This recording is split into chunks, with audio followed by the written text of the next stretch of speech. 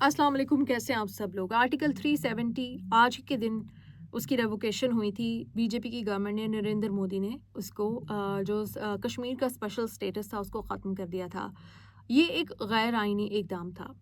ये मैं इसलिए नहीं कह रही कि मैं कोई पाकिस्तानी हूँ या पाकिस्तानी बैकग्राउंड है इस वजह से मैं कह रही हूँ। ये लीगल एक्सपर्ट्स और जो कॉन्स्टिट्यूशनल एक्सपर्ट्स हैं, ख़ाँ वो इंडिया में बैठे हैं, अगर आप उनकी राय भी जानेंगे तो वो इसको गैर आइनी इकदाम कहेंगे। ऐसा क्यों कहेंगे? क्योंकि आर्टिकल 373 जो इंडिया के कॉन्स्टिट्यूशन का है, वो सदर को ये इख्तियार देता है कि वो 370 को रिवोक कर सकता है। कश्मीर का स्टेटस, ख़ास स्टेटस वो ख़त्म कर सकता था, लेकिन उसके लिए उसे रिकमेंडेशन दरकार थी। अगर जो कॉन्स्टिट्यूएंट असम्बली है कश्मीर की, वो उसे ये रिकमेंड करती। लेकिन ये जो कॉन्स्टिट्यूएंट असम्बली है, ये 1957 में ही ख़त्म कर दी गई थी। इसने पूरा फ्रेमवर्क जो था कश्मीर के आइन का, कि कश्मीर किस तरह से क्या कानून होगा, क्या आइन होगा, क्या फ़्लैग होगा, पूरे इसके जो खद्दो-खाल थे कश्मीर के आइन के, कश्मीर में किस तरह से काम होगा, उसको उन्होंने डिज़ाइन किया था। और 1957 में वो कॉन्स्टिट्यूएंट असम्बली ख़त्म हो गई थी।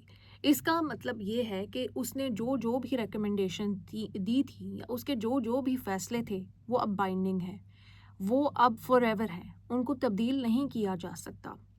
अगर उनको तब्दील करना है तो एक नई कॉन्स्टिट्यूएंट असम्बली बनानी पड़ेगी, जो कि जम्मू एंड कश्मीर के लोगों पे मबनी होगी, और वो फिर फ़ैसला करेंगे और वो फिर देखते कि 370 को ख़त्म होना चाहिए या नहीं ख़त्म होना चाहिए। लेकिन यहाँ पर इंडिया की गवर्नमेंट ने बड़ी चालाकी से, कॉन्स्टिट्यूएंट असम्बली तो दूर, वो तो थी ही नहीं, जो स्टेट असम्बली भी थी कश्मीर की, वो भी उस वक़्त मौजूद नहीं थी।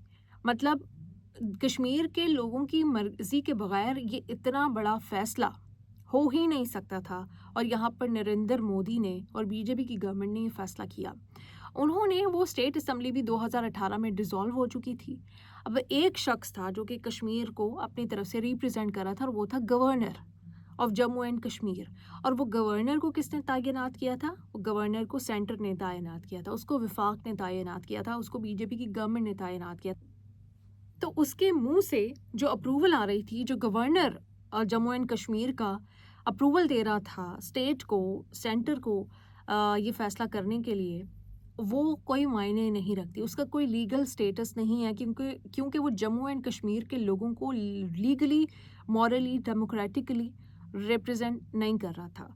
कश्मीर के लोगों को कश्मीर की स्टेट असम्बली रिप्रेजेंट कर सकती थी, लेकिन ये फिर भी एक आइनी मामला था, और इसका जो फैसला था वो कश्मीर की कॉन्स्टिट्यूएंट असम्बली ही कर सकती थी, जो 1957 में ख़त्म हो चुकी है। और अगर ये इतना बड़ा फ़ैसला करना था, तो इसके लिए एक नई असम्बली जो थी उसकी फॉर्मेशन होनी चाहिए थी। इस तरह से कश्मीरियों का जो हक है, जो सिफारती हक था, जो डेमोक्रेटिक हक था, उसको रोंदा गया। और उसके बाद उनको पता था कि अब इसके ऊपर एक रिएक्शन आएगा। फिर उन्होंने क्या किया? उन्होंने कश्मीर में लॉकडाउन कर दिया। किसी भी डेमोक्रेसी में और इंडिया की अपनी रीसेंट हिस्ट्री में ये सबसे बड़ा और सबसे बदतरीन लॉकडाउन था। कुछ जगहों पे 6 महीने और कुछ जगहों पर 1 साल लॉकडाउन रहा। इस लॉकडाउन में लोगों को घरों से निकलने की इजाज़त नहीं थी। इस लॉकडाउन में लोगों को डॉक्टर और इमरजेंसी सर्विसेज तक बुलाने की इजाज़त नहीं थी। इस लॉकडाउन में अपने ही अजीज़ व अकारिब जो रिश्तेदार थे, वो एक दूसरे से नहीं मिल सके। इस लॉकडाउन में उनके जो इंटरनेट सर्विसेज थी वो बंद कर दी गई। जो स्टूडेंट्स थे, उनका फ्यूचर इस 1 साल में, 1.5 साल में तबाह बर्बाद हो गया। जो ऑनलाइन बिजनेसेस थे वो सारे तबाह बर्बाद हो गए, क्योंकि आपको पता है कि कश्मीर में हैंडीक्राफ्ट्स का काम होता है, और वही वो दुनिया भर में वहाँ की जो मसनूआत होती हैं वो जाती हैं, उनको पजीराई मिलती है, और इस तरह से उनके बिजनेसेस चलते हैं। टूरिज़्म ठप हो गया, फ्लॉप हो गया, उनका माशी कत्ल कर दिया गया, उनका समाजी कत्ल कर दिया गया, उनका डेमोक्रेटिक कत्ल कर दिया गया। और फिर ये कहते हैं कि कश्मीर हमारा है और कश्मीरी हमारे हैं, और आप कश्मीर के बारे में बात ना करें।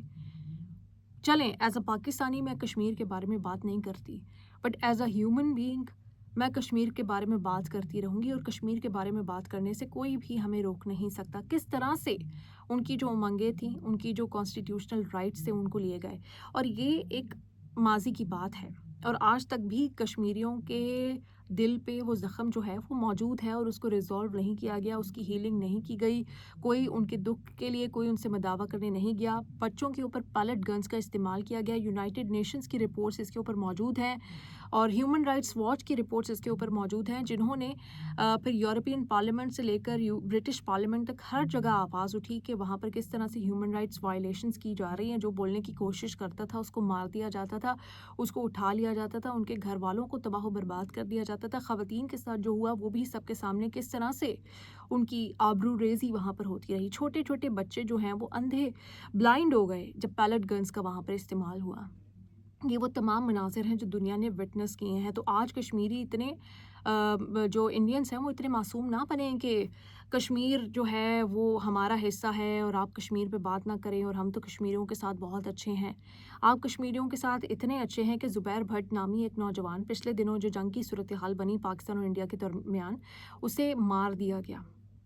اس کی فیملی آج تک جو ہے وہ پوچھنا چاہتی ہے کہ اس کا کیا قصور تھا، اس نے کیا کیا تھا. آخری فون کال جو اس نے اپنی فیملی کو کی تھی اس نے بتایا تھا کہ دلی کی پولیس نے اسے اٹھا لیا ہے. اور یہ ایک کشمیری نوجوان کی کہانی ہی نہیں ہے، یہ سینکڑوں کشمیری نوجوانوں کی کہانی ہے. صرف یہی نہیں، آپ نے پچھلے دنوں ایئرپورٹ پہ جو انسیڈنٹ ہوا ہے جس میں ایک آرمی آفیسر ایک کشمیری نوجوان کو بری طرح سے پیٹ رہا ہے، یہ پورا جو ترجمانی کی ہے اس نے، کشمیری فوج وہاں پر کشمیریوں کے ساتھ کس طرح کا سلوک جو ہے وہ روا رکھتی آئی ہے. ایز اے ہیومن بینگ اور as a human rights activist I would say کہ اگر کشمیری پنڈتوں کے ساتھ کوئی ظلم ہوا ہے میں ان کے لیے بھی آواز اٹھاؤں گی. لیکن کشمیر کو کس طرح سے مس ٹریٹ کیا گیا ہے، کس طرح سے ایک پولیٹیکل پون بنایا گیا ہے، کس طرح سے وہاں کے لوگوں کی آواز دبائی گئی ہے، کس طرح سے ان کا جو رائٹ ٹو سیلف ڈٹرمنیشن ہے اس کو دبایا گیا ہے، اور ان کو دبا کر جب ان کے اندر سے غصہ نکلتا ہے یا کوئی غبار نکلتا ہے اور اس کو پھر مس یوز کیا جاتا ہے، اس کو پولیٹیکلی اس کو استعمال کیا جاتا ہے کہ یہ تو ایسے کر رہے ہیں، یہ تو ویسے کر رہے ہیں. جب آپ نے کسی پہ ظلم کیا ہے، اس کو مظلوم بنا دیا ہے، اس کے اندر ایک جو ہے وہ غبار پیدا کر دیا ہے، ایک بغاوت پیدا کر دی ہے، پھر اگر وہ کہیں کچھ کر دے تو پھر آپ کہتے ہیں کہ جی ہمارے ساتھ ظلم ہوا. It can't go like this. Kashmir کے لوگ آج بھی اپنی رائٹ ٹو سیلف ڈٹرمنیشن، اپنی انٹیگریٹی، اپنے اکارڈنگلی اپنا فیصلہ کرنا چاہتے ہیں، چاہے وہ کشمیر میں رہتے ہیں، پاکستان میں رہتے ہیں، چاہے وہ انڈیا میں رہتے ہیں. اور میں پاکستان اور انڈیا میں رہنے والے کشمیریوں کے ساتھ ہوں. وہ جو بھی اپنے لیے فیصلہ کرنا چاہیں ان کو فیصلہ کرنے کا حق ہونا چاہیے.